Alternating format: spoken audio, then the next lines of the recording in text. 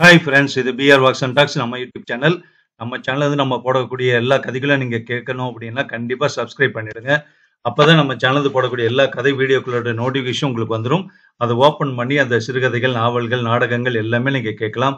எல்லாமே நல்ல நல்ல அற்புதமான கதைகளாக வந்துட்டு இருக்கு. கண்டிப்பாக உங்களுக்கு பிடிக்கும். கேட்டுட்டு லைக் பண்ணுங்க, ஷேர் பண்ணுங்க, கமெண்ட் பண்ணுங்க. ஸோ இந்த வீடியோவில் கேட்கக்கூடிய கதை திரு பிவிஆர் எழுதிய புதருக்கு பின்னே அப்படிங்கிற ஒரு கிளாசிக் நாவல், ஒரு ஃபேமிலி நாவல். அதை தான் நம்ம பார்க்க போறோம். ஸோ அந்த நாவல் கேட்கறதுக்கு முன்னாடி, அதாவது அதை ஆரம்பிக்கிறதுக்கு முன்னாடி அவரை சம்பந்தப்பட்ட ஒரு இன்ட்ரோ நம்ம பார்த்துடலாமா? பிவிஆர் அப்படின்னு சுருக்கமா அன்போடு அழைக்கப்படுவர் தான் வந்து பிவி ராமகிருஷ்ணன் அவர்கள். அவர் வந்து ஜூன் 1927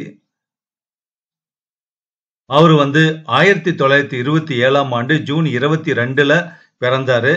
2007 வந்து மறைஞ்சிட்டாரு. கிட்டத்தட்ட 80 ஆண்டுகள் வந்து அவர் இருந்து இலக்கிய பணியும் தனிப்பட்ட வேலையும் செஞ்சு தன்னுடைய முத்திரையை பதிச்சிருக்காரு. நிறைய நாவல்கள், சிறுகதைகள், நாடகங்கள் எல்லாம் எழுதியிருக்காரு. நிறைய பரிசுகள் வாங்கியிருக்காரு. அதுக்காக அவர் வந்து கேரளாவில் இருக்கக்கூடிய கோழிக்கூடுங்கிற ஊர்ல தான் பிறந்திருக்காரு. அவருக்கு ஸ்கூல் ஸ்டடிஸ் எல்லாமே சென்னை தான். அதே நேரத்தில் மெட்ராஸ் யூனிவர்சிட்டியில பிஎஸ்சி பட்டம் முடிச்சிருக்காரு. ஒரு அட்வர்டைசிங் ஏஜென்சியை வந்து ஆரம்பிச்சு நடத்தியிருக்காரு. நிறைய பத்திரிகைகள் அவருடைய கதைகள் வந்திருக்கு. சுதேசமித்திரன், கலைமகள், கல்கி, அமுதசுரபி, ஆனந்த விகடன், குமுதம், குங்குமம், தினமணி கதிர், தேவி, இது மாதிரியான நிறைய பத்திரிகைகள்ல, பிரபலமான ஒரு வணிக பத்திரிகைகள்ல நிறைய கதைகள் வந்து வந்திருக்கு. சிறுகதைகள், தொடர்கதைகள் எல்லாமே. அதே நேரத்துல வந்து அவர் வந்து 50க்கும் மேற்பட்ட நாவல்கள், சிறுகதைகள் வந்து தொடர்கதைகளும் சிறுகதைகளும் வந்து கல்கியிலேயே வந்திருக்கு. அதே நேரத்துல மாலைமதி பத்திரிகைகள்ல வந்து பாத்தீங்கன்னா மாலைமதி மாத நாவல்லாம் இருக்கு இல்லையா, அதுல வந்து அவருடைய மர்ம நாவல்லாம் வெளிவந்திருக்கு. குங்குமச்சிமில்ல வந்திருக்கு. அதே மாதிரி ஆனந்த விகடன்ல அவர் எழுதின குப்பத்து சாஸ்திரிகள்ங்கிற ஒரு தொடர்கதை வந்து மிக மிக பிரபலம். பின்னாடி அது வந்து ஒரு டிவி சீரியலாகவும் எடுத்து வெளிவந்திருக்கு. 80+ நாவல்கள் எழுதியிருக்காரு. 100+ குறுநாவல்கள் எழுதியிருக்காரு. 300+ சிறுகதைகள் எழுதியிருக்காரு. அதுல கல்கியில எழுதின ஒரு சென்ட்ரல் அப்படிங்கிற ஒரு தொடர்கதை வந்து ரொம்ப ரொம்ப பிரபலமானது. அவர் எழுதின சில நாவல்கள் பார்த்தீங்கன்னா பூக்கோளம், பாரத மாதாவுக்கு ஜே. இந்த பாரத மாதாவுக்கு ஜே எல்லாம் ரொம்ப ரொம்ப பாப்புலரான ஒரு நாவல். மிலாட், அதுக்கப்புறம் மணக்கோளம், சென்ட்ரல். இதான் சென்ட்ரல் பத்தி நான் ஏற்கனவே சொல்லியிருந்தேன். ரொம்ப பிரபலமான நாவல், கல்கியில வெளிவந்தது. மகாலட்சுமி, அப்புறம் பார்த்தீங்கன்னா வானமெல்லாம் ஆசை காற்றாடி, எல்லாம் இன்பமயம், டிவர்ஸ்ங்கிற நாவலும் ரொம்ப ஃபேமஸ். அதே மாதிரி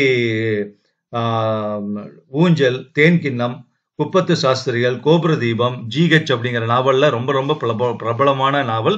அது மாதிரி ரொம்ப பிரபலமாக இருந்தவர் பிவிஆர் அவர்கள்.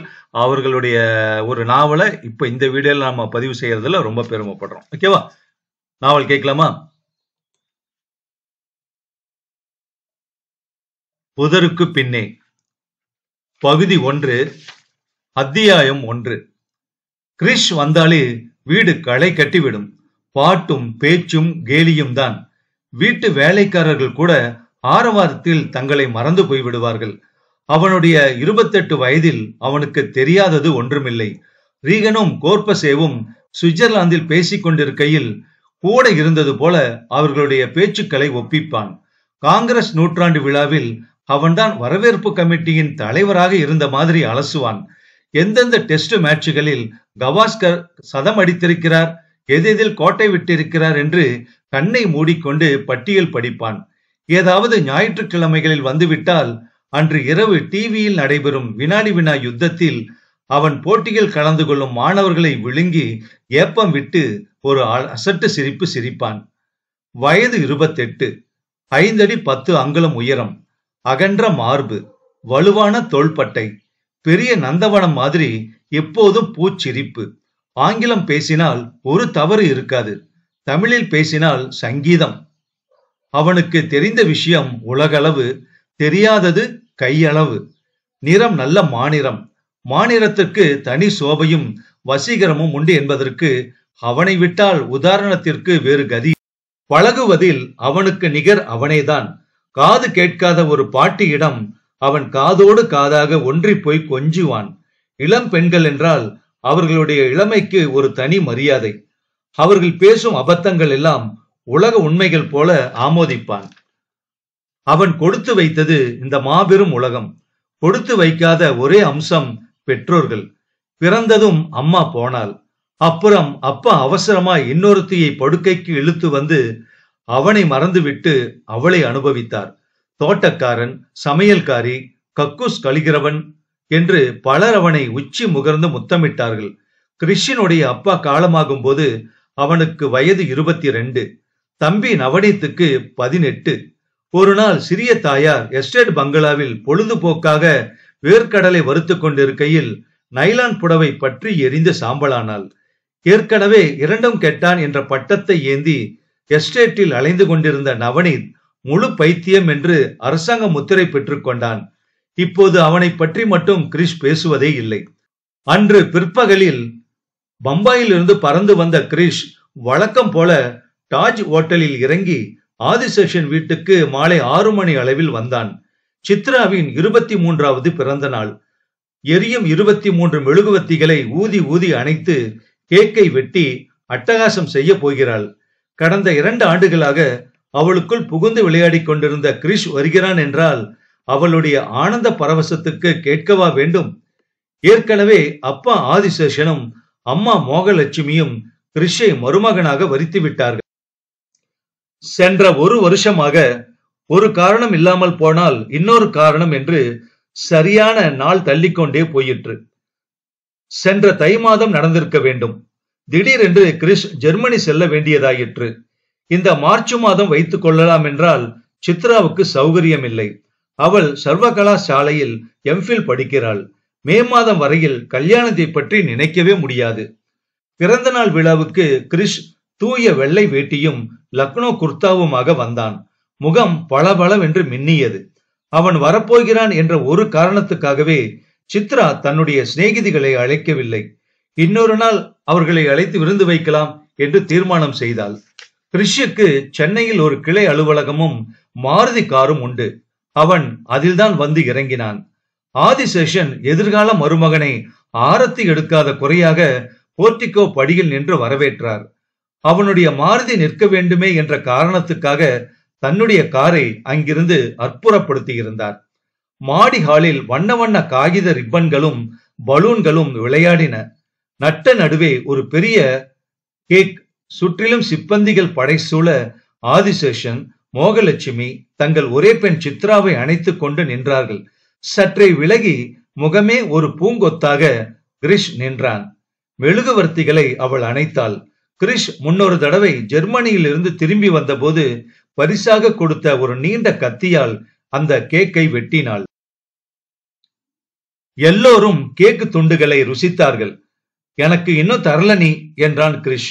உங்களுக்கு கடைசியில் என்று கூறி சிரித்தாள் சித்ரா. சிப்பந்திகள் மெல்ல மெல்ல நகர்ந்து வெளியேறினார்கள். ஆதிசேஷனுக்கு தன் மனைவியுடன் ஒரு சில நிமிடங்கள் தனியாக இருக்க வேண்டும் என்று தோன்றி இருக்க வேண்டும். அவளுடைய 42 வயது கையை பிடித்து இழுக்காத தோஷமாக 46 வயது ஆண்மையுடன் மாடிப்படியை நோக்கி நடந்தார் ஆதிசேஷன். அத்தனை பெரிய ஹாலில் இப்போது திடீரென்று நிசப்தம் நிலவியது. சித்ரா கிரிஷை பார்த்து மௌனமாக சிரித்தாள். அவன் அவள் அருகில் வந்தான். அவனுடைய கண்களில் அவள் இதுவரை கண்டிராத பரபரப்பு. அவளுடைய உடல் சூடேறியது. அவர்களுடைய முதலிரவுக்கு இன்னும் எத்தனையோ நாட்கள் இருக்கின்றன. ஆனால் இன்றே இந்த கணமே முதலிரவில் இருவரும் சங்கமாக போகிறார்கள் என்ற உணர்வு ஒரு பயத்தோடு அவளுக்கு உதித்தது. கடவுளே, என்னை என்னிடமிருந்து காப்பாற்று என்று அவள் வேண்டிக் கொண்டாள். அவன் அவளுடைய கையை பற்றினான். தனது இரு கண்களிலும் ஒற்றிக்கொண்டான். அவள் உதடுகள் விரிந்தன. Wish you many many happy returns of the day my darling என்று கூறினான். தேங்க்யூ தேங்க்யூ டார்லிங் என்றாள் சித்ரா. மறுகணம் அவனுடைய இரும்பு பிடியில் அவள் சிக்க அவனுடைய உதடுகள் அவளை தேடின. அவளால் தன்னை அடக்கிக் கொள்ள முடியவில்லை. அவன் தேடும் உதடுகளை வழங்கினாள். அவள் மெய்மறந்த நிலையில் சிலையாக நிற்க அவன் தன் ஆண்மையின் பலத்தால் அவளை மெல்ல மெல்ல மெல்ல மெல்ல நகர்த்தி கொண்டே சென்றான். தான் எங்கே இருக்கிறோம், என்ன செய்கிறோம் என்ற உணர்வோ பிரஜையோ இல்லாமல் சித்ரா அவன் இழுத்த இழுப்புக்கு நகர்ந்தாள். அந்த படுக்கை அறையில் அவளை அவன் கிடத்தின போது அவள் விழித்துக் கொண்டாள். தன் மார்பகம் திறந்து விம்மி கொண்டிருப்பதை அப்போதுதான் அவள் உணர்ந்தாள். இரு டார்லிங், நான் கதவை சாத்துறேன் என்றான் கிரிஷ். அவளுக்கு அப்போதுதான் உணர்வு முழுவதும் திரும்பியது. சடார் என்று எழுந்து கொண்டாள். அன்று இரவு சாப்பாட்டின் போது கிரிஷ் தன் ஏமாற்றத்தை காட்டிக்கொள்ளவில்லை. எப்போதும் போல இயல்பாகவே பேசினான். நீ எப்ப அமெரிக்கா போற கிரிஷ் என்று கேட்டார் ஆதிசேஷன். இன்னைக்கு மார்ச் 3ஆம் தேதி, 17ஆம் தேதி டோக்கியோ வழியா போறேன். எப்ப வரதா உத்தேசம்? சரியா 40 நாள் டூர். கனடா, அப்புறம் மறுபடியும் அமெரிக்கா, தென் அர்ஜென்டினா, பிரேசில். அப்ப காஃபி எஸ்டேட்டை பத்தி நிறைய தெரிஞ்சுக்க போறீங்க இல்ல என்று கேட்டாள் சித்ரா. எக்கச்சக்கமா டீ எஸ்டேட் இருக்கு, அது போதாதா என்றாள் மோகலட்சுமி. தம்பி பேர்ல வாங்கி போடலாம்னு பாக்குறேன் என்றான் அவன். பாவம் அவன்தான் என்று இழுத்தார் ஆதிசேஷன். இப்ப அவனுடைய சித்தம் சரியில்லைங்கிறதுக்காக அவனோட பணத்தை அப்படியே நான் முடக்கி வைக்கிறதா இல்ல சார். ஆனா அவனால நீங்க வாங்க போற காஃபி எஸ்டேட்டை கவனிச்சுக்க முடியாது கிரிஷ். நீ தானே உழைக்கணும். தம்பிக்காக இப்ப நான் உழைச்சா என்ன? ஒரு நாள் இல்லாட்டா ஒரு நாள் அவனும் நம்மளை போல மாற மாட்டானா? மாறுவாங்கிற நம்பிக்கை இருக்கா உங்களுக்கு? கேட்டாள் மோகலட்சுமி. கிரிஷ், மனித வாழ்க்கையே நம்பிக்கையில தானே ஓடுறதுமா என்றான். உண்மையான பேச்சு. ஆமா, அது சரி, எங்க காஃபி எஸ்டேட் பார்த்து வச்சிருக்க என்று கேட்டார் ஆதிசேஷன். ஊர்க்குல தான். ஏம்பா, நீ இருக்கிறது குன்னூருக்கு பக்கத்துல, குடகு எங்கேயோ இருக்கே. நம்பகமா 2 பேரை போட்டுட்டா அவங்க கவனிச்சுக்குவாங்கம்மா. நான் முடிஞ்சப்பெல்லாம் போய் பார்த்துப்பேன். 32 லட்சம் விலை சொல்றாங்க. அது கொஞ்சம் அதிகம்தான், ஆனா இடமும் மண்ணும் வசதியா இருக்கு. இப்ப நவநீதனுடைய சொத்தை நீயே பாத்துக்க வேண்டி இருக்கே, இது இன்னும் எத்தனை நாளைக்கு என்று கேட்டாள் மோகலட்சுமி. என்னால எப்படி சொல்ல முடியும்? ஆரம்பத்துல தனக்குத்தானே பேசிக்கிட்டு இருந்தான். அப்புறம் ஒரு நாள் ஒரு நாய்க்குட்டியோட கழுத்தை நெரிச்சு கொன்னுட்டான். அப்பவும் நான் கண்டுக்கல. அதுக்கப்புறம் எப்படி சொல்றதுன்னு புரியல. நீ எனக்கு மாப்பிள்ளையா வரப்போறவன், கூச்சப்படாம சொல்லு கிரிஷ் என்றார் ஆதிசேஷன். ஒரு நாள் ராத்திரி பௌர்ணமி, நான் எஸ்டேட்ல இல்ல. இவன் மாடியிலிருந்து பூனை மாதிரி இறங்கி வந்திருக்கான். எஸ்டேட் பங்களாவுக்கு பின்னாடி நஞ்சப்பான்னு ஒரு ஆளு. வாட்ச்மேன் இல்லாதப்ப அவன் தான் கவனிச்சுப்பான். அன்னைக்கு பார்த்து 2 பேரும் இல்ல. நவநீதன் நஞ்சப்பாவின் வீட்டு கதவை தட்டி இருக்கான். அவனுடைய மனைவி கல்யாணமாகி 3 மாசம்தான் ஆகி இருக்கும். கதவை திறந்திருக்கா. இங்கதான் அவ முட்டாள்தனமா நடந்துகிட்டு இருக்கா. எப்படி அந்த நடு ராத்திரியில கதவை திறக்கலாம்? ஆனா அவ திறந்தா. அவ்வளவுதான், நவநீதன் மிருகம் ஆயிட்டான். ஐயோ, அட பாவமே என்று அன்றைய சம்பவத்துக்கு இன்று வருத்தப்பட்டாள் மோகலட்சுமி. இது எப்படி ஊருக்கு உலகத்துக்கும் தெரிய வந்தது கிரிஷ் என்று சித்ரா கேட்டாள். நல்ல வேலை, ஊருக்கும் தெரியல, உலகுக்கும் தெரியல, எனக்கு மட்டும் தெரிஞ்சது. அப்படியா என்றார் ஆதிசேஷன். அவ தனக்கு ஏற்பட்ட கதிய யார்கிட்ட சொல்லி அழ முடியும்? கல்யாணமாகி 3 மாசம் முழுசா ஆகல. புருஷங்கிட்ட சொன்னா அவ்வளவுதான், வீட்டை விட்டு துரத்திடுவான். ஊராருக்கு தெரிஞ்சா அவன் அவளை கெடுத்துட்டான்னு நினைக்க மாட்டாங்க. என்கிட்ட வந்து புலம்புனா. என் தம்பி வெறி பிடிச்சவனை போல நடந்துகிட்டதா சொன்னான். நானும் முதல்ல நம்பல, என்னாலும் இப்ப கூட நம்ப முடியல என்றாள் சித்ரா. ஏன்? எந்த பொண்ணும் தானா வழிய வந்து இப்படி ஒரு சம்பவம் நடந்ததுன்னு சொல்ல மாட்டா. கரெக்ட். ஆனா அவ சொல்ல வேண்டிய நிர்பந்தம் இருந்தது. அவளை பலாத்காரம் செஞ்சுட்டு அவன் சும்மா இருக்கல. அவ மேல கெரோசினை ஊத்திட்டான். அதாவது என்றார் ஆதிசேஷன். எஸ், அவளை பத்த வைக்க ஆயுதம் செஞ்சான். நல்ல வேலையா அவன் திட்டம் பலிக்கல. அவ கைக்கு ஒரு விறகு கட்டை கிடைச்சது. தன்னை காப்பாத்திக்க அவளுடைய உயிர் வெறி சீரிச்சு. அவன் மண்டையில ஒரு போடு போட்டா. மறுநாள் சமையல்காரனும் டிரைவருமா என் தம்பிய குன்னூருக்கு எடுத்துக்கிட்டு ஓடினாங்க. எங்க தான் அடிச்சதுல நவநீதன் இறந்து போய் கொலை குற்றம் வந்துடுமோங்கிற பயத்துல அந்த பொண்ணு என்கிட்ட வந்து சொன்னான். அப்புறம் என்ன, என் தம்பிய ஒரு ரூம்ல போட்டு அடைக்க வேண்டி வந்துடுச்சு. வைத்தியங்களை பலவிதம் உண்டு. யாருக்கும் தொந்தரவு கொடுக்காத ரகம் ஒண்ணு, தனக்குத்தானே சிரிச்சுக்கிட்டோ அழுதுகிட்டோ இருக்கிற ரகம் ஒண்ணு, கையில கிடைக்கிறத ஆயுதமாக்கி தாக்குற கேஸ் ஒண்ணு. இப்படி பல மாதிரி இருக்கு. கேட்கவே ரொம்ப கஷ்டமா இருக்கு என்றாள் மோகலட்சுமி. அவனுக்கு வைத்தியம் பார்க்கலையா என்று கேட்டாள் சித்ரா. பார்க்காத டாக்டரா, செய்யாத வைத்தியமா? ஒரு தடவை சைக்காட்ரிஸ்டையே அடிச்சுட்டான். அவனுடைய இந்த நிலைமையினால எனக்கு 1008 கஷ்ட நஷ்டங்கள்லாம் வந்துருச்சு. பாகம் செய்யாத சொத்து, எதையும் வாங்கவும் முடியாது, விற்கவும் முடியாதுங்கிற நிலைமை. ஏன், இந்தியன் லூனசி ஆக்ட்னு ஒரு சட்டம் இருக்கு என்றார் ஆதிசேஷன். எங்க வக்கீலும் அதை தான் சொன்னார். பகிரங்கமா கோர்ட்டுல என்னோட தம்பிக்கு பைத்தியம்னு சொல்லிக்க எனக்கு வெக்கமா இருந்தது சார். ஆனா இப்படியே போனா எஸ்டேட் சீர்குலைஞ்சு போயிடுமேன்னும் பயமா இருக்கு. ஒரு சைக்கியாட்ரிஸ்ட், அதான் அவன் அடிச்சான்னு சொன்னனே, அவரு சர்டிபிகேட் கொடுத்தாரு. வக்கீல் கோர்ட்டுல மனு கொடுத்தார். இப்ப அவன் சொத்தையும் நான் தான் சேர்த்து பராமரிக்கிறேன். இப்ப நவநீதன் எங்க இருக்கான்? எஸ்டேட்ல தான் என்றான் கிரிஷ். ஏன், ஏதாவது ஒரு மனநோய் விடுதியில விட்டிருக்கலாமே என்ற மோகலட்சுமி, உங்களுக்கும் ஒரு பாரம் குறைஞ்ச மாதிரியும் இருக்கும்ல என்றாள். அது எப்படிமா பாரம் குறையும்? என் பார்வையிலேயே இருந்தாலாவது சீக்கிரம் குணமடைய வாய்ப்பு உண்டு. அங்க என்னென்ன பாடெல்லாம் படுத்துவாங்களோ, யாரு கண்டா? அவன் ஜாதகப்படி இந்த சந்திர தசை முடியணும் என்றான் கிரிஷ். அவன் எஸ்டேட் பங்களாவில் இருந்தா உங்களுக்கு சிரமம் இல்லையா? தினமும் உங்களை பார்க்க எவ்வளவோ பேர் வருவாங்களே. அவன் பங்களாவில் இப்ப இல்ல. இந்த நஞ்சப்பன் மனைவி சம்பவத்துக்கு அப்புறம் அவனுக்குன்னு ஒரு சின்ன வீடு கட்டி அங்க வச்சுட்டேன். வேலை வேலைக்கு சாப்பாடு டிஃபன் எல்லாம் போகும். வஜ்ரம்னு ஒரு வாட்ச்மேன் இருக்கான். அவன் நவநீத்தை கவனிச்சுக்கிறான். என்னுடைய பிறந்த நாளைக்கு ஒரு சோகமான கதைய நீங்க சொல்லும்படியே ஆயிடுச்சு என்றால் வருத்தத்துடன் சித்ரா. பிறகு எனக்கு ஒரு மாசம் உங்க எஸ்டேட்ல உட்கார்ந்து ஆராய்ச்சி கட்டுரை எழுதணும்னு தோணிச்சு. ஏன்னா அங்க சத்தம் சந்தடி இல்லாது தனிமை கிடைக்கும் இல்லையா?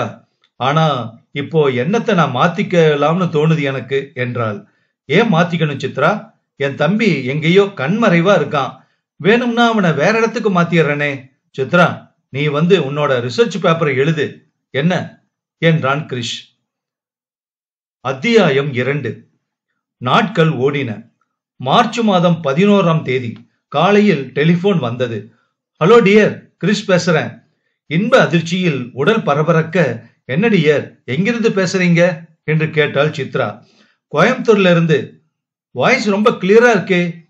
இந்த டெலிபோன் எப்பவுமே தூரம் அதிகமாக அதிகமாக நல்லா வேலை செய்யும்.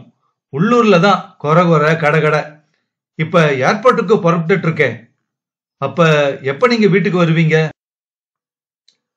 மெட்ராஸ் வழியா நான் போகல டார்லிங். பிளான்ல ஒரு சின்ன சேஞ்ச். பாரிஸுக்கு கூப்பிட்டுருக்காங்க. கொச்சினுக்கு போய் அங்கிருந்து பாம்பே, நாளைக்கு பிரான்ஸ்ல போயிருப்பேன். அப்புறம் states, Mexico etcetera etcetera.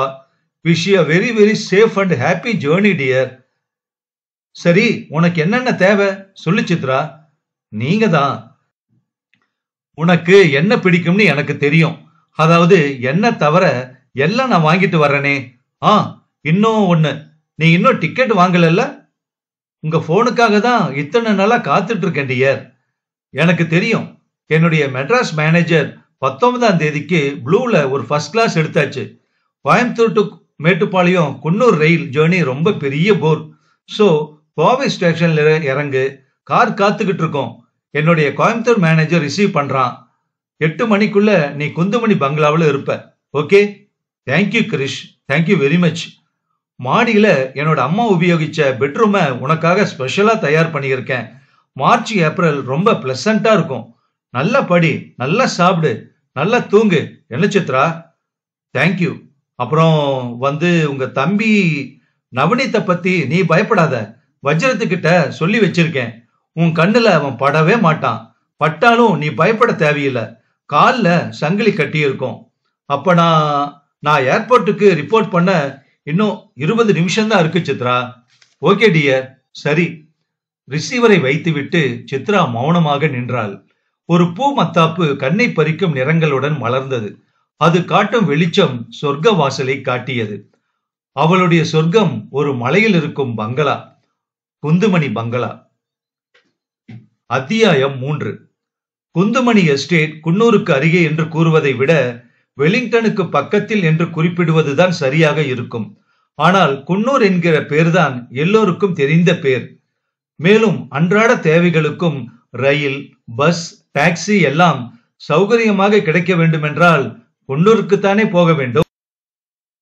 Chitra ஒரு பெட்டி நிறைய புத்தகங்களும் எல்லாம் ஆராய்ச்சி கட்டுரைக்கு இன்றியமையாதவை.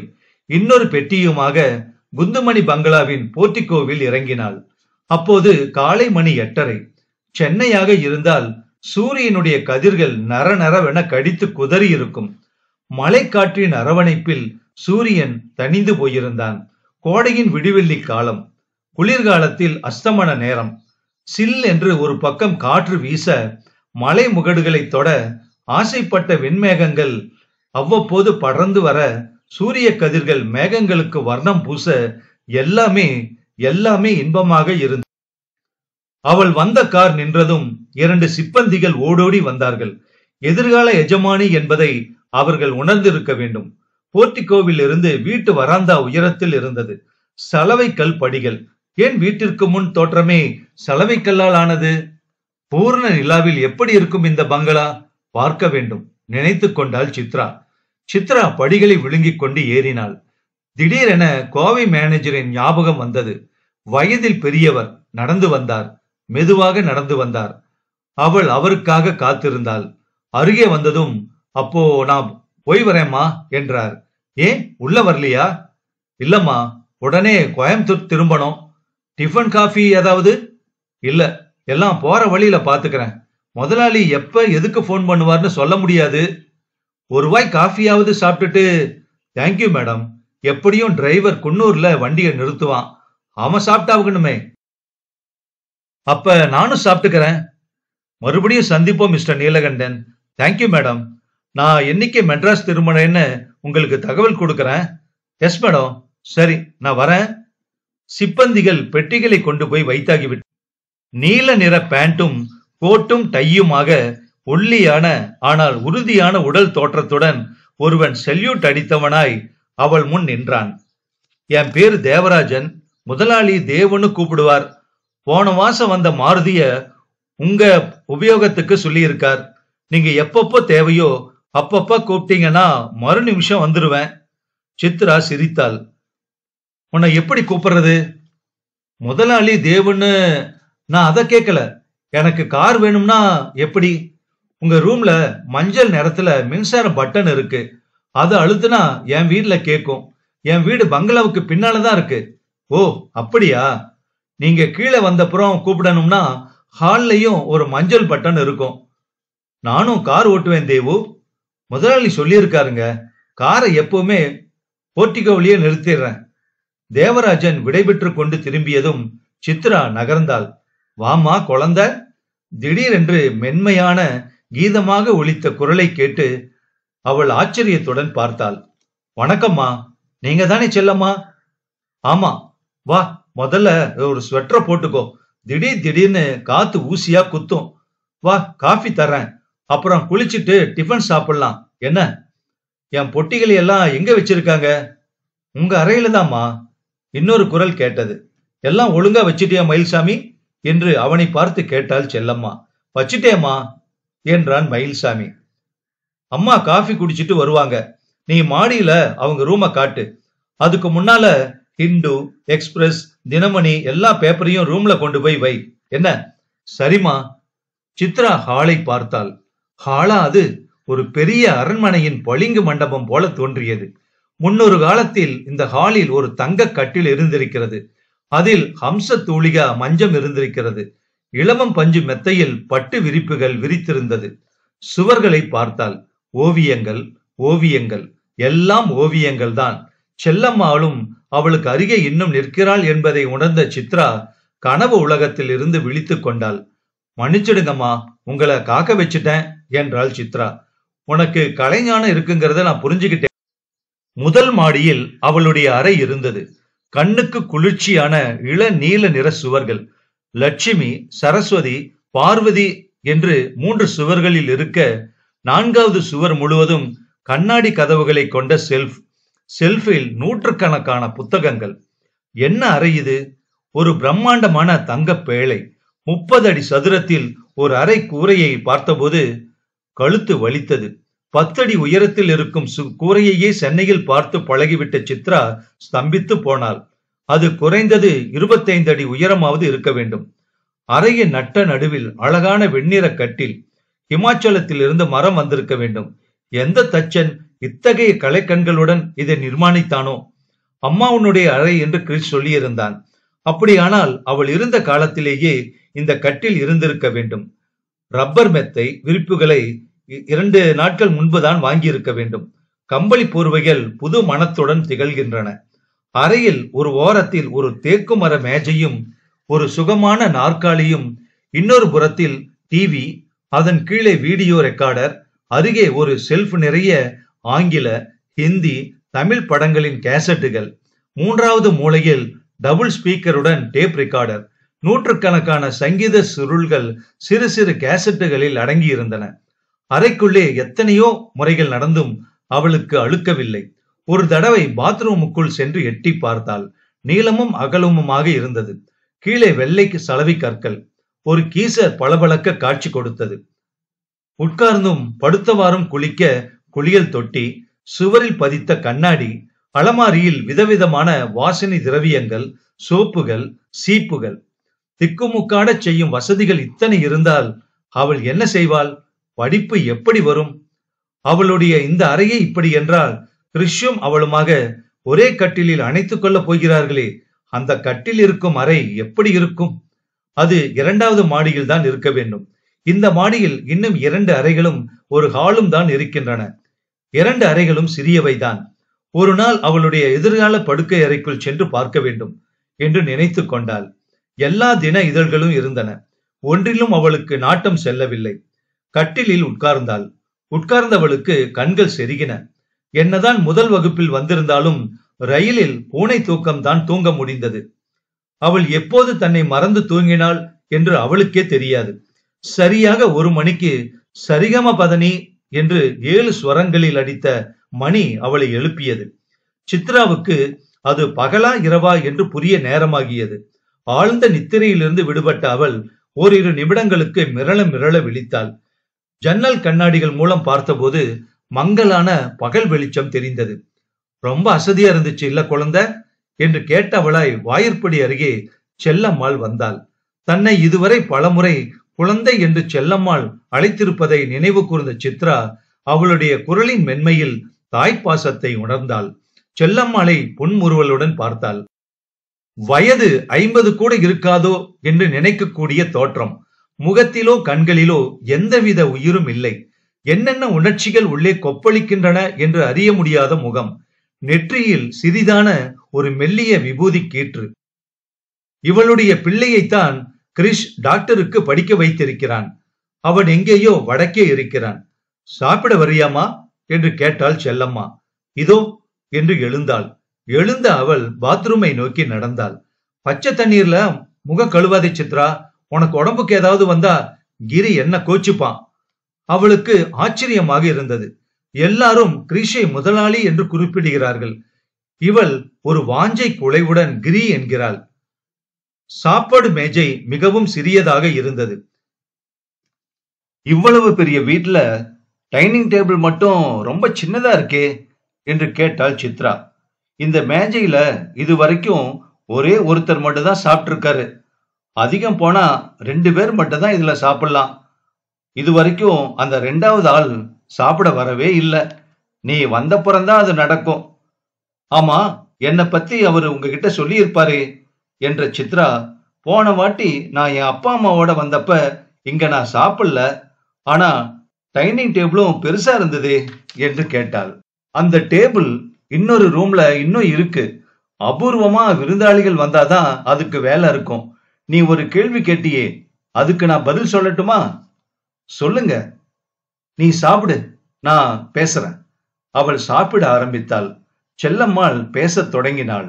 இந்த 6 மாசமா கிரி உன்னை பத்தி பேசாத நாள் இல்ல.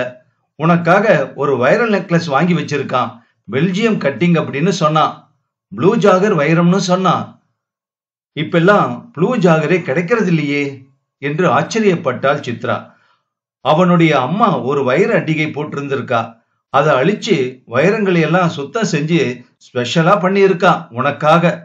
அவர் அம்மாவோட போட்டோ இருக்கா உங்க கிட்ட? இல்ல, ஒண்ணு கூட இல்ல. இத நினைக்கிறப்ப கிரியோட கண்ணுல தண்ணீர் பெருகி வந்துரும். ரொம்ப சின்ன வயசுலயே போயிட்டாங்க இல்ல. கிரி தாய்ப்பால் கூட குடிச்சதில்ல. அவ இவனை பெத்த அன்னைக்கே கண்ணை மூடிட்டா. என்ன உடம்பு அவங்களுக்கு? ஜன்னி வந்துருச்சா? நச்சுக்கொடின்னு கிரியோட அப்பா சொல்லி கதறினார். அப்போதான் நான் இந்த வீட்டுக்கு வந்த புதுசு. அதாவது கிட்டத்தட்ட 30 வருஷமா நீங்க இங்க இருக்கீங்க இல்ல என்ற சித்ரா சாதத்தை பிசையலானாள். கிரியோட வயசோட 3 மாசத்தை கூட்டிக்கோ. இப்போ உங்களுக்கு 50 வயசு இருக்குமா? இன்னும் 2 வருஷம் போகணும். ஏன் பார்க்க ஒரு கிழவி மாதிரி இருக்கேனா? இல்லம்மா, உங்க வெள்ளை புடவையும் நெத்தி விபூதியும் அப்படி நினைக்க தோணிச்சு. என்னைக்கு சிவப்பு குங்குமம் போச்சோ அன்னைக்கே நான் வெள்ளையில இறங்கிட்டேன். இங்க வந்தப்புறம்தான் உங்களுக்கு கல்யாணம் ஆச்சா?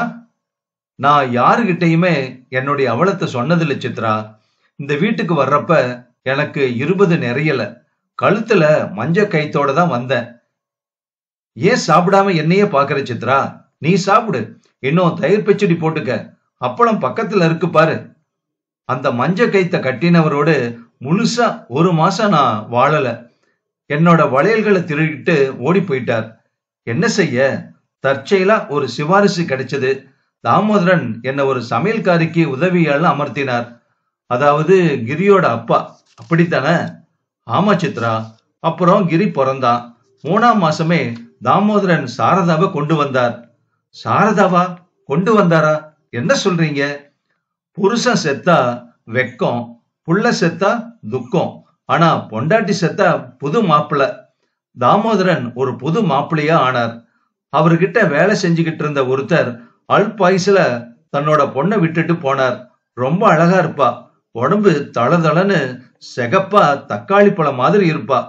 ரசம் போட்டுக்க சித்ரா, தக்காளி ரசம்.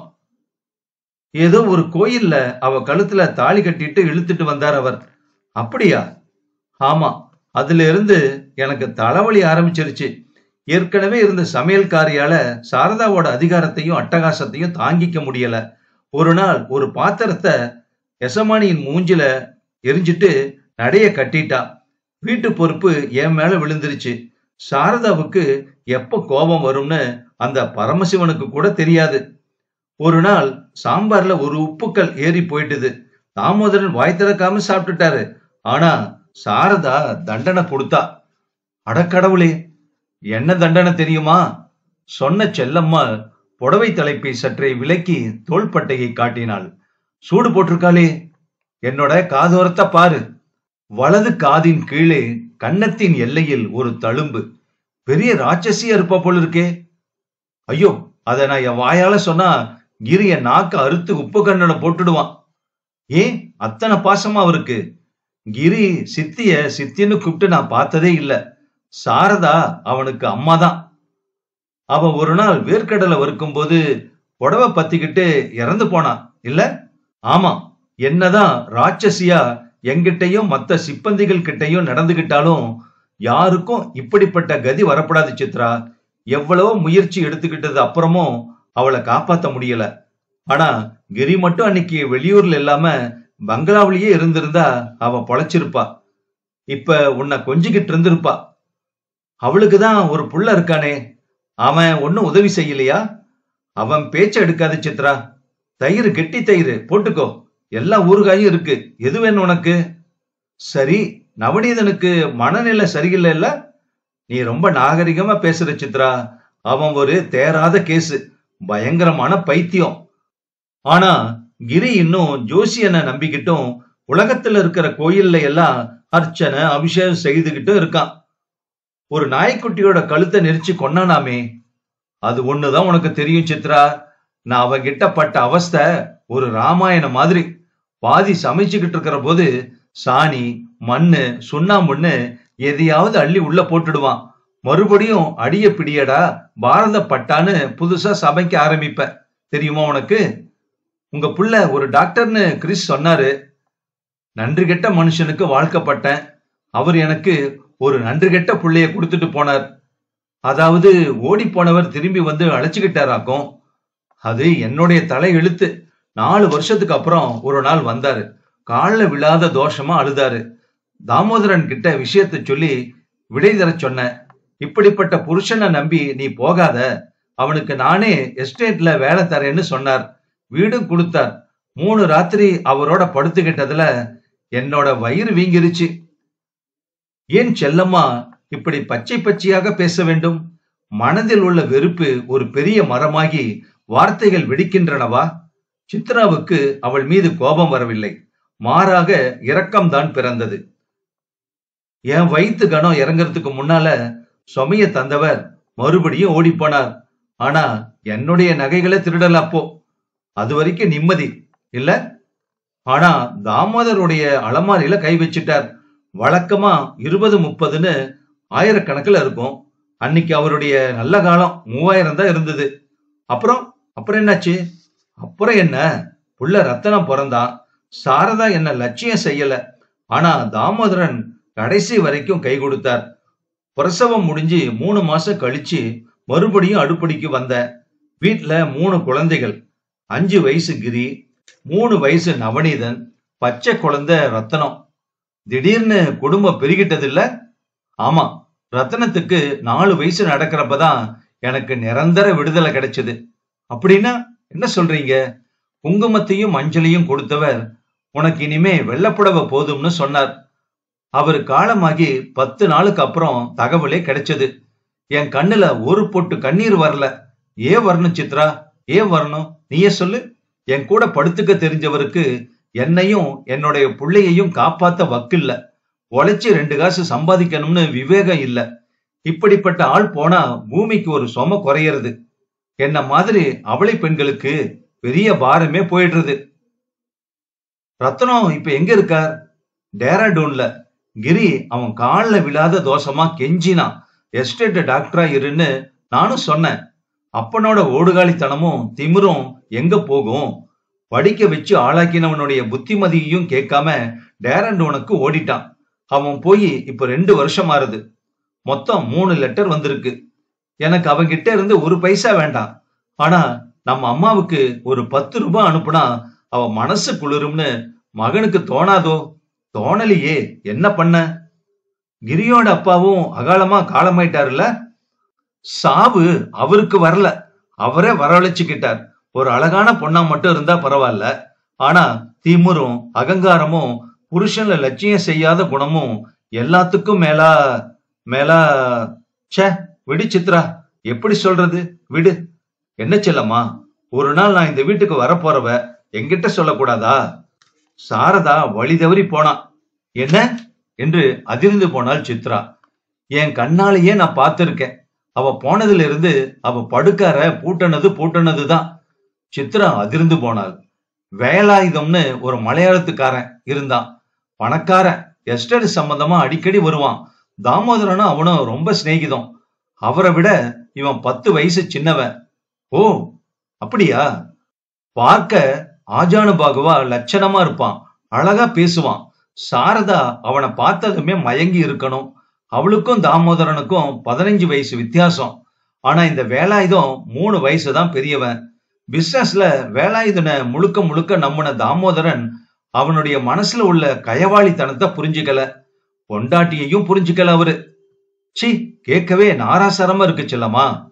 சரி, எழுந்து கைய அலம்பு. சித்ரா எழுந்தாள். வேலாயுதத்துக்கு தாமோதரன் எப்ப எஸ்டேட்ல இருக்கார், எப்ப வெளியூர் போயிருக்காருன்னு தெரியும். சாரதாவே குன்னூருக்கு போன் செய்வா. அங்கதான் அவன் இருப்பான். வேலைகட்ட வேலையில எல்லாம் வருவான்.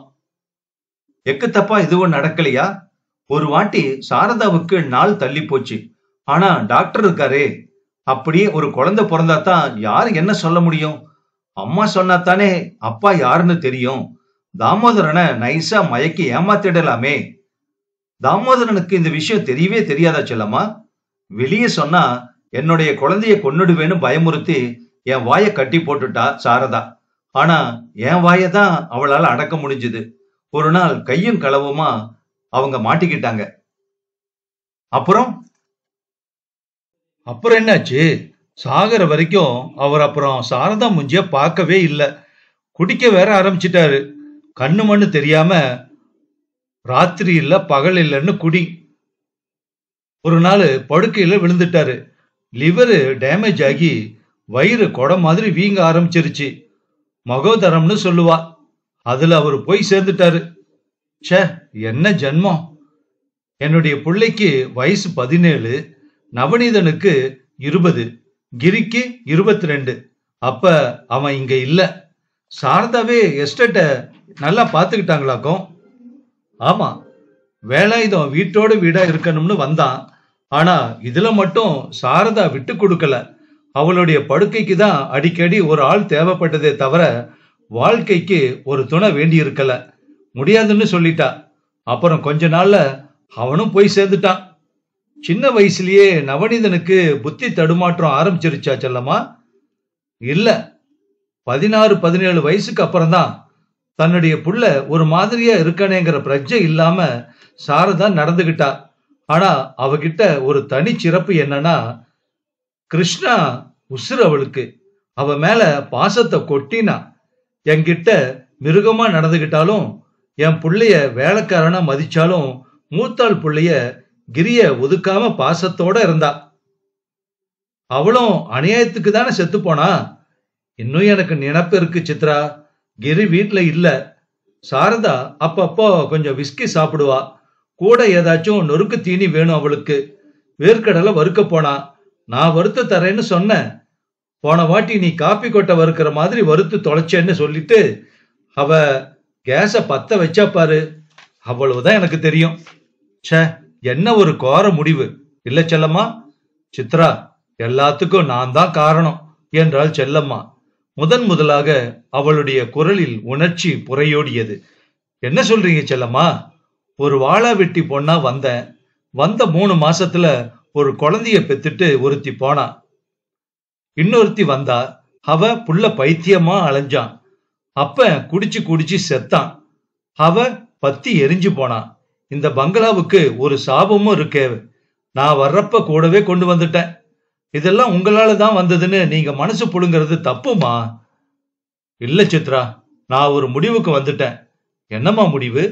உனக்கும் கிரிக்கும் கல்யாணம் ஆகி நீ இந்த வீட்டுல விளக்கு ஏத்த வலது கால வச்சு ஒரு நாள் வருவியே, அன்னைக்கு நான் இங்க இருக்க மாட்டேன். செல்லம்மா சாகர வரைக்கும் தன்னோட கூட தான் இருப்பான்னு கிறிஸ் சொல்லி இருக்காரு தெரியுமா? நான் இந்த எஸ்டேட்ல இருக்க மாட்டேன் சித்ரா. கிரி இப்ப புதுசா இன்னொரு எஸ்டேட், காஃபி எஸ்டேட் வாங்க போறான்ல, தெரியும், கூர்க் பக்கத்துல. நான் அங்க போயிடுவேன். அப்புறம் நானும் நவநீதனும் தானே. அவனை பாத்துக்கிற வஜ்ரமும் அங்கே வந்துருவான். சித்ரா பதில் எதுவும் பேசவில்லை. இந்த வீட்டின் சரித்திரத்தையே நான் சொல்லிவிட்டேன் சித்ரா. நீ எப்பவும் உன் ரூம்லயே இரு. வேலைக்கு காஃபி, டிஃபன், சாப்பாடு, ராத்திரி குடிக்க பால் எல்லாம் நான் அங்க கொண்டு வந்து தரேன். ஏமா, நான் கீழே இறங்கி வரனே? வேணா சித்ரா, இங்க பூதலிங்கம்னு ஒரு கிளம் வேலை பாக்குது. வாய் சும்மாவே இருக்காது. அதுக்கு இல்லாததையும் பொல்லாததையும் சொல்லி தொலைக்கும். அப்புறம் ஒரு குமாஸ்தா, அப்பப்ப அவன் வருவான். பேரு மூர்த்தி. எப்ப வந்தாலும் காப்பித்தா டீத்தான்னு அலைவான். உன்னை பார்த்தா அவன் 4 பேர்கிட்ட சொல்லுவான். ஊர் வம்புன்னா பலாப்பழம் மாதிரி அவனுக்கு. அப்படியே சொல்லமா? 3வதா ஒரு ஆளு, தோட்டக்காரன். பேரு என்னன்னு தெரியாது. நாயர்னு கூப்பிடுவோம். அவனுக்கு யார கண்டாலும் சந்தேகம். சரி, டிரைவர் மயில்சாமி எப்படி? பத்திரம் மாத்து தங்கம். அவன் அவன் ஒருத்தனை தான் நீ நம்பலாம். மத்தவங்க எல்லாரும் உங்ககிட்ட சரியா நடந்துக்கிறது இல்லைன்னு சொல்லுங்க. அதுக்கு காரணம் நான் இல்ல சித்ரா, அவங்களே தான். கிரி அடிக்கடி வெளியூர் போறவன். அவன் இல்லாதப்ப பொறுப்பா நான் தான் எல்லாத்தையும் கவனிச்சுக்கிறேன். இவங்க எல்லாம் அடிக்கடி பணம் கேட்பாங்க. நான் முடியாதுன்னு சொல்லிடுவேன். சொத்துல எப்பப்ப எங்கெங்க கொஞ்சம் கொஞ்சமா கை வைக்கலாம்னு அலையிற கூட்டம் இது. புரியுறது செல்லம்மா? நீ இந்த வீட்டு எசமானியா வர்றப்ப இவங்க யாருமே வேலையில இருக்க மாட்டாங்க சித்ரா. உனக்கு நிம்மதியா இருக்கும். கிரிக்கு எப்பவும் தயாள குணம் அதிகம். அவன் குடுக்கிற இடத்துல இவங்க எல்லாம் துள்ளறாங்க. இப்படி சித்ரா பதில் சொல்லவில்லை. செல்லம்மாளிடம் விடைபெற்று கொண்டு தன் அறைக்கு திரும்பினாள். செல்லம்மா அவளுக்கு ஒரு புதிராக விளங்கினாள். அவள் கூறும் சரித்திரம் முழுதும் உண்மை என்று அவளால் ஒத்துக்கொள்ள முடியவில்லை. அதே சமயம் எல்லாமே பொய் என்று ஒதுக்கவும் முடியவில்லை. எந்தவித உணர்ச்சியையும் வெளிக்காட்டாமல் மறைக்கட்டை போல தோன்றும் அவள் கிருஷ்ணனிடம் அதீதமான அன்பையும் மரியாதையையும் காட்டுகிறாள். அதே சமயம் தான் பெற்ற பிள்ளையையே நிந்திக்கிறாள். நவநீதனை பற்றி அலட்சியமாக பேசுகிறாள். சாரதா உண்மையிலேயே பாதை தவறி வழுக்கி விழுந்திருக்கலாம். ஆனால் அதை அளவுக்கு மீறி படமெடுத்து காட்டுகிறாள். எது உண்மை, எது பொய் என்று அவள் ஏன் மண்டையை உடைத்துக் கொள்ள வேண்டும்? அவள் வந்த காரியம் முக்கியமானது. ஆங்கில நாவலாசிரியர் D.H. லாரன்ஸின் படைப்புகளை பற்றி அவள் ஆராய்ச்சி கட்டுரை எழுத வேண்டும். அவர் எழுதிய புத்தகங்களை எல்லாம் மீண்டும் மீண்டும் படித்து குறிப்புகள் எடுக்க வேண்டும்.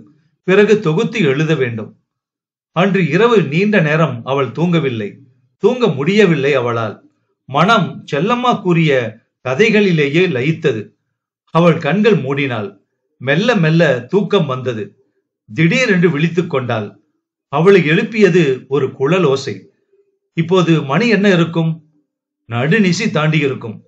இந்த நேரத்தில் புல்லாங்குழலில் சகானா ராகம் வாசிப்பது யார்? அத்தியாயம் 4.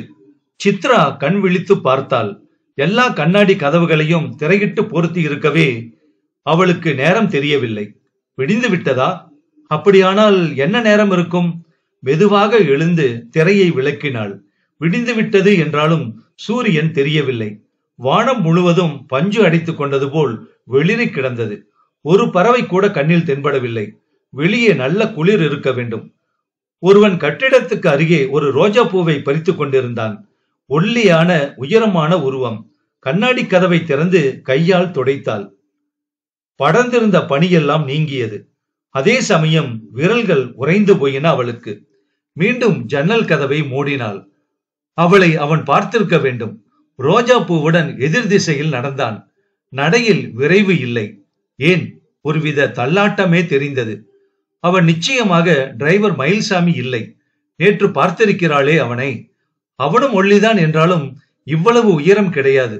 மேலும் அவனுடைய நடையில் ஒரு விரைவு இருந்ததே. கட்டிலுக்கு திரும்பி வந்து அருகே இருந்த டீப்பாயின் மேல் வைத்த கைகடிகாரத்தை பார்த்தாள். 3:30 என்று கூறியது. எப்படி 3:30 இருக்க முடியும்? ஒருவேளை இன்னும் விடியவில்லையா? அவள் பார்த்தது நிலா வெளிச்சமா? 3:30 என்றால் அவள் இன்னும் தூக்க கலக்கத்தில் அல்லவா இருக்க வேண்டும். கண்களில் இருந்து உறக்கம் அறவே அகன்று விட்டதே. கைகடிகாரத்தை காதோடு வைத்து பார்த்தாள். அப்போதுதான் அவளுக்கு விஷயம் புரிந்தது. அது ஓடவில்லை. அப்போது என்ன மணி என்று உடனடியாக அறிந்து கொள்ள ஆவல் பிறந்தது அவளுக்கு. கதவை திறந்தாள். ஒரு மரியாதைக்கு கூட சத்தம் எழவில்லை. மாடிப்படியில் பச்சை நிற பாய். குளிர்காலத்தில் மரப்படிகள் சில்லிட்டு போய்விடும் என்றோ அல்லது பணக்காரத்தனத்துக்காகவோ கயிற்றினால் பின்னிய கம்பளம் போன்ற பாயை மாடிப்படி நெடுக பதிய வைத்திருந்தார்கள். அதில் மெல்ல இறங்கினாள். பாதி வழியிலேயே அவள் இதுவரை கேட்காத குரல் கேட்டு நின்றாள். நேத்து பிரெட் டோஸ்ட் கொடுத்த, முந்தா நாளும் பிரெட் டோஸ்ட் கொடுத்த, அதுக்கு முந்தின நாளும் என்று ஓலமிட்டது ஒரு ஆண் குரல். இன்னைக்கும் பிரெட் டோஸ்ட் தான், நாளைக்கும் பிரெட் டோஸ்ட் தான். அவன் ஜென்மம் முழுக்க காத்தால பிரெட் டோஸ்ட் தான், எடுத்துட்டு போ. அவன் வாய் திறந்து வேற எதுவும் கேட்கலங்கிறதுக்காக நீ அவனை மேல மேல வதைக்கணுமா? இந்த பாரு, நான் கிரி சொல்றபடிதான் நடக்க முடியும். பிரெட் டோஸ்ட மாத்தணும்னு நீ விரும்பினா 40 நாள் பொறுத்து அவர் வருவாரு. அவர்கிட்ட அனுமதி வாங்கு. இப்ப நடைய கட்டு இங்கிருந்து. ஒரு சில நொடிகள் நிசப்தம் நிலவியது. இந்தா, தகர்ந்தவனை செல்லம்மா நிறுத்தி இருக்க வேண்டும். என்னம்மா, கிரி எந்த பொண்ண கல்யாணம் செஞ்சுக்க போறானோ அவ இப்போ இங்க இருக்கா. அப்படியா? அவ இங்க நிம்மதியா படிக்கணும்னு வந்திருக்கா. அவ நிம்மதிய நீ கொலைக்கிறேன்னு கிரிக்கு தெரிஞ்சா உன் வேலை போயிடும். போ இங்கிருந்து. நான் எதுக்கு கொலைக்கணும்? என்னால எப்படி கொலைக்க முடியும்? இப்ப விதண்டாவாதம் பண்றியே, அது மாதிரி இனிமே பண்ணாத. அவ காதுல கேட்டா என்கிட்ட 1000 கேள்வி கேப்பா. இனிமே சாப்பாட்டு எடுத்துக்கிட்டு போக நீ வர வேண்டாம். வீட்டுக்கு பின்பக்கமா வந்து சாப்பாட்டு எடுத்துக்கிட்டு போகட்டும். அந்த பொண்ணு பேர் என்னம்மா? ஸ்ரீதேவி. என்ன ஸ்ரீதேவியா? சினிமா ஸ்டார் பேரா இருக்கே. மடைய மாதிரி பேசிட்டு நிக்காத. அவ எழுந்து வர நேரமா இருது, நீ போ. கடிகாரத்தை பாருங்கம்மா, 7 அடிக்க 5 நிமிஷம் தான் இருக்கு. இந்த குளிர்ல யாரு 8 மணிக்கு முன்னாடி எழுந்திருக்க போறாங்க? சித்ரா மாடிப்படியில் உறைந்து போனவள் மீண்டும் தன் அறைக்கே சென்றாள். உடனேயே இறங்கி சென்றால் அவள் மனதில் ஏதேனும் சந்தேகம் தோன்றலாம். அறைக்கு வந்த அவள் காலை கடன்களை முடித்துக் கொண்டு முகத்தில் குங்குமம் இட்டுக் கொள்ள நிலை கண்ணாடியில் பார்த்தாள். செல்லம்மாளின் உருவமும் பிரதிபலித்தது அதில். ஒரு சிறு வெள்ளி கவசம் போட்ட பிளாஸ்கும் ஒரு வெள்ளி டபரா டம்ளருமாக அவள் நின்று கொண்டிருந்தாள். நல்லா தூங்குனியா குழந்தை என்று கேட்டாள் செல்லம்மா. ஓ, காஃபிய குடிமா. நீங்க ஏன் பாவ நிக்கிறீங்க? காஃபிய குடிச்சிட்டு இதையெல்லாம் நானே கீழே கொண்டு வர்றேனே. வேண்டா சித்ரா, அப்புறம் நான் வந்து எடுத்துக்கிறேன்.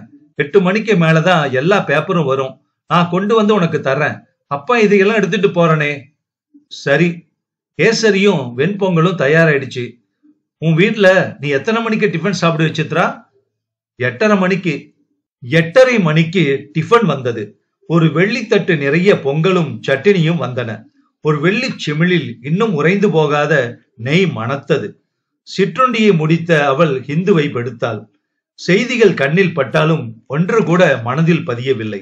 இந்த வீடே ஒரு மாதிரியாக உயிரற்றதாக இருப்பதாக பட்டது அவளுக்கு. இவ்வளவு பெரிய வீட்டுக்கு நிச்சயமாக 2 காவலாளிகளாவது இருக்க வேண்டும். இதுவரை ஒருவன் கூட கண்ணில் படவில்லை. செல்லம்மா சமையல்காரியா அல்லது எஜமானியின் அதிகாரங்களை எல்லாம் பெற்ற ஒரு சிறப்பு சிப்பந்தியா? நேற்று யார் புல்லாங்குழல் வாசித்தது? காலையில் ஒரு ரோஜா மலருடன் ஒல்லியாய் உயரமாய் ஒருவன் அவள் தன்னை பார்ப்பதை உணர்ந்ததும் விரைவாக நடந்து மறைந்தானே, யார் அவன்? காலையில் தினசரி பிரெட் டோஸ்டா என்று அழுத்துக் கொண்டவன் யார்? யாருக்கு அதை எடுத்துக்கொண்டு செல்கிறான்? கிறிஷின் தம்பி நவநீதத்துக்கா? அப்படி என்றால் வந்தவன் தான் வஜ்ரம் என்கிறவனோ? பங்களாவுக்கு சற்று தள்ளி எஸ்டேட்டில் யாரும் செல்லாத ஒரு பகுதியில் ஒரு தனி விடுதியில் நவநீதன் இருக்கிறான் என்றால் ஏன் இங்கே இருந்து ஆகாரம் செல்ல வேண்டும்? சித்ராவுக்கு எல்லாமே குழப்பமாக இருந்தது. ஒரு நாள் அவள் இந்த வீட்டு எஜமானியாக வரப்போகிறவள். ஆனால் இப்போது ஒரு 3ஆம் பேர் வழி. அவளுக்கு கிரீஷை மட்டும்தான் தெரியும், அதுவும் காதலன் என்ற முறையில். ஆனால் மற்ற விஷயங்களை அவள் அறிந்து கொள்ள வேண்டாமா?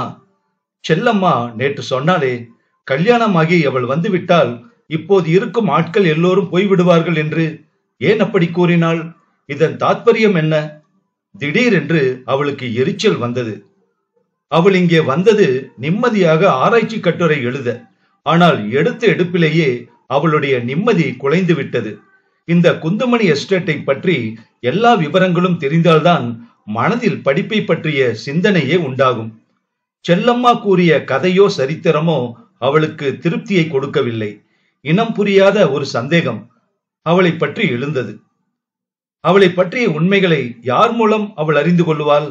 செல்லம்மாவின் பேச்சில் இருந்தும் தோற்றத்தில் இருந்தும், ஏன் அவளுடைய நடையில் இருந்தும் கூடத்தான் அவள் மற்றவர்களை ஆட்டி வைக்கிறாள் என்று நினைக்க வைத்தது. முந்தின தினம் கார் தேவை என்றால் மஞ்சள் பித்தானை அழுத்த வேண்டும் என்று மயில்சாமி கூறியிருந்தான். இப்போது அது அவளுக்கு ஞாபகத்துக்கு வந்தது. அவள் அந்த பொத்தானை அழுத்தினாள். 3வது நிமிடம் டெலிபோன் மணி ஒலித்தது. வணக்கம்மா, கார் ரெடியா இருக்கு. மறு நிமிடம் கண்ணாடியில் ஒரு தடவை முகத்தை பார்த்த சித்ரா முழுக்கை ஸ்வெட்டரை போட்டுக்கொண்டாள். 6 பட்டன்களையும் பொருத்த பொறுமை இல்லை அவளுக்கு. 2-3 போட்டுவிட்டு கைப்பையையும் எடுத்துக்கொண்டு இறங்கினாள். ஹால் வெறிச்சோடி இருந்தது. செல்லம்மா ஒன்று சமையலறையில் இருக்க வேண்டும், அல்லது தன்னுடைய அறையிலோ அல்லது பூஜை அறையிலோ இருக்க வேண்டும். அவள் போர்டிகோவுக்கு வந்தாள்.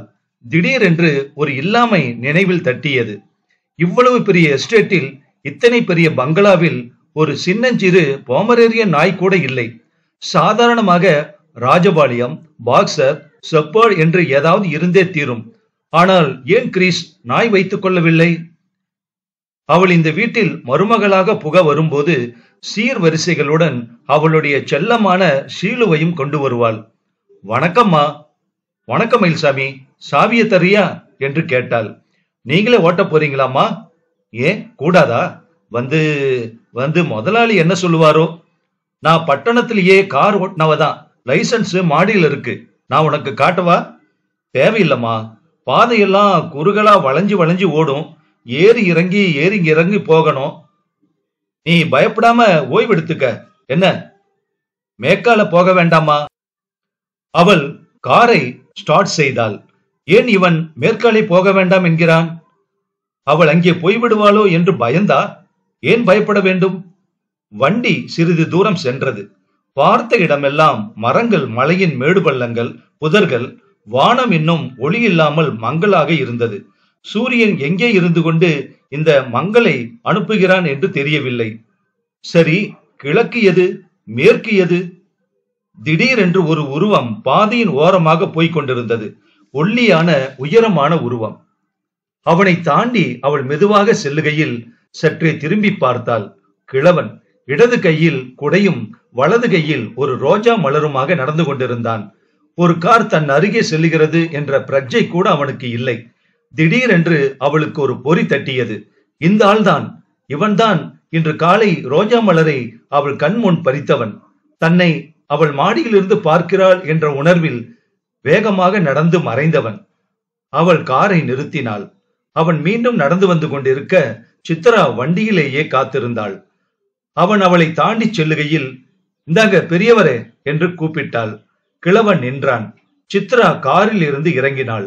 கிழவன் நடுங்கி போய்விடவில்லை என்றாலும் முகத்தில் ஏதோ ஒரு வித சங்கடம் பிரதிபலிப்பதாக தோன்றியது அவளுக்கு. என்னம்மா வேணும் என்று கேட்டான். நீங்க இந்த எஸ்டேட்ல வேலை பாக்குறீங்களா? வேலை பார்த்துக்கிட்டு இருந்தவன் தான். அப்படின்னா இப்ப வேலை பார்க்கலைன்னு அர்த்தம். இப்ப எங்க போறீங்க? ஏன், அவசியம் தெரிஞ்சுக்கணுமா? கிழவனுடைய குரலில் திடீரென தைரியம் ஒலித்தது. சொல்ல இஷ்டமில்லைன்னா வேண்டாம், நான் இந்த எஸ்டேட்டுக்கு புதுசு என்று கூறினாள் சித்ரா. தெரியுது. ஆமா, யார் நீங்க? கிறிஷோட விருந்தாளியா வந்திருக்கேன். அவர் தான் ஊர்லயே இல்லையே. அதான் வந்தேன். நான் மெட்ராஸ்ல படிக்கிற பொண்ணு. கிறிஷ் எங்களுக்கு தெரியும். இங்க நிம்மதியா தனிமையில படிக்கலாம்னு வந்தேன். 3-4 வாரங்கள்ல நான் திரும்பி போயிடுவேன். சரி, என் பேரு சித்ரா. சந்தோஷமுங்க. நான் என் பேரை சொன்னா நீங்க உங்க பேரை சொல்லணும். அதுதான் நாகரிகம், அதுதான் முறை என்று சித்ரா. எனக்கு 55 வயசு ஆகிறது. இனிமே புதுசா நாகரிக முறையெல்லாம் தெரிய வேண்டாம். ரொம்ப வெறுப்பா பேசுறீங்க. உங்க நடைக்கு குறுக்கே வந்ததுக்கு என்ன மன்னிச்சிருங்க. நான் வர்றேன். சித்ரா காருக்கு திரும்ப எத்தனித்தாள். இந்தாமா பொண்ணு, கொஞ்சம் நில்லு என்று அழைத்தான் கிழவன். என்ன வேணும்? உனக்கு அப்பா இருக்காரா? திடீரென்று அவன் மரியாதையை குறைத்ததை சித்ரா ஒரு பொருட்டாக மதிக்கவில்லை. இருக்காரே. நீ அவருக்கு ஒரே பொண்ணா? ஆமா. ரொம்ப செல்லமா வளர்த்திருக்காரா உன்ன? ஏன் இந்த மாதிரி கேள்விகள் எல்லாம் கேக்குறீங்க? நீ காரை நிறுத்தி என்ன கூப்பிட்டு விசாரிக்கலாம்னா நான் அதே காரியத்தை செய்யக்கூடாதா? நீ சொன்ன நாகரிகமும் முறையும் இதுல மட்டும் இல்லாம போச்சோ? கிழவன் கோபமாகவோ பதற்றமாகவோ பேசவில்லை. வெறுப்புதான் பூத்தது அதில். ஆமா, நான் ஒரே பொண்ணு, ரொம்ப செல்லம். இப்ப நீ ஏழைன்னு வச்சுக்க. உன்னை ஒருத்தன் பலாத்காரம் செஞ்சுட்டு போயிட்டானா நீ என்ன செய்வ? சித்ரா இப்படிப்பட்ட கேள்வியை சற்றும் எதிர்பார்க்கவில்லை. பதிலை தேட திணறினாள். சொல்ல முடியாம தவிக்கிற இல்ல? இப்போது கூறிவிட்டு கிழவன் சிரித்தான். என்னை யாரும் நீ சொல்ற மாதிரி பலாத்காரம் செய்ய முடியாது என்று உறுதியாக கூறினாள் சித்ரா. இப்ப நீயும் நானும் இருக்கிற இடத்துக்கு இந்த வேளையில யாருமே வரமாட்டாங்க. ஏன் தெரியுமா? இந்த பாதை மாசாணத்துல முடியறது. சித்ரா சிலிர்த்து போனாள். எஸ்டேட்ல முதலாளியிலிருந்து கடைசி கூலிக்காரன் வர யாரு செத்தாலும் அவனை எரிக்கிற ஒரே இடம் இந்த பாதை முடிவுலதான் இருக்கு. தெரியுமா உனக்கு? என்ன சொல்ல வரீங்க அதுக்கு என்று திருப்பி கேட்டாள் சித்ரா. இப்ப நீ என்கிட்ட என்ன சொன்ன? என்னை யாரும் பலாத்காரம் செய்ய முடியாதுன்னு. நான் நினைச்சா இப்பவே உன்னை என்னால பலாத்காரம் செய்ய முடியும். உன்னோட புடவை, உள்பாவாடை, பிளவுஸ், பாடி எல்லாத்தையும் நாறு நாரா கிழிச்சு உன்னை அவமானப்படுத்த முடியும். பாக்கறியா? என்ன பேச, எப்படி பேச? வார்த்தைகள் தாறுமாறாக கிளம்பி தொண்டைக்குள்ளேயே அடைந்து போயின அவளுக்கு. பயப்படாத பொண்ணு, நான் அப்படிப்பட்ட ராட்சசம் எல்லாம் இல்ல. என்னோட ஒரே பொண்ண ஒரு நார் நாரா கிழிச்சு தன்னுடைய வெறிய தீர்த்துக்கிட்டான். சித்ரா சற்று ஆறுதல் அடைந்தாலும் பயம் முழுதும் அவளை விட்டு அகலவில்லை. இப்ப உங்க பொண்ணு எங்க இருக்கா? அவன் கையை காட்டினான். அவள் பார்த்தாள். பிணத்தெரிக்கிற இடத்துக்கு பக்கத்துல புதைக்கவும் இடம் உண்டு. ரொம்ப சாரி. அவ ரோஜா மாதிரி இருந்தா. அவளை கல்யாணம் கட்டி கொடுக்க நான் நாள் கூட குறிச்சிட்டேன். ஆனா அதுக்குள்ள அந்த ரோஜாவை ஒரு நாய் கடிச்சு கொதறிடுச்சு. சாரி. அவ தன்னையே எரிச்சுக்கிட்டா. நாங்க அவளை புதைச்சிட்டோம். யாருன்னு சொல்லாமையே இப்படி செஞ்சுட்டாளே. அவ சொல்லாம போனா எனக்கு தெரியாதா என்ன? எனக்கு யாருன்னு தெரியும். அப்ப ஏன் போலீஸ்ல சொல்லல? போலீஸ்காரங்க என் பொண்ணோட கற்பையும் உசிரையும் மீட்டு தருவாங்கன்னு தோணி இருந்தா நிச்சயமா நான் சொல்லியிருப்பேன். இப்ப நீங்களும் உங்க மனைவியும் தான் இருக்கீங்க. அந்த படுபாவையும் இவளுக்கு முன்னாலேயே போய் தொலைஞ்சிட்டாளே. அப்புறம் எனக்கு எல்லாத்துலயும் சொரத்து குறைஞ்சுது. என்னுடைய நிலைமைய முதலாளி பார்த்தார். இலகன மனசு அவருக்கு. எஸ்டேட் வீட்லயே சாகர வரைக்கும் இருக்க சொல்லி மாசம் 300 ரூபாய் பென்ஷனும் கொடுக்கிறார். யாரு? கிறிஷா. வேற யாரு முதலாளி? அவருதான். உங்க பேரை இப்பவாது நான் தெரிஞ்சுக்கலாமா? தாமஸ். இந்த நாவலோட தொடர்ச்சிய அடுத்த பகுதியில கேட்கலாமா?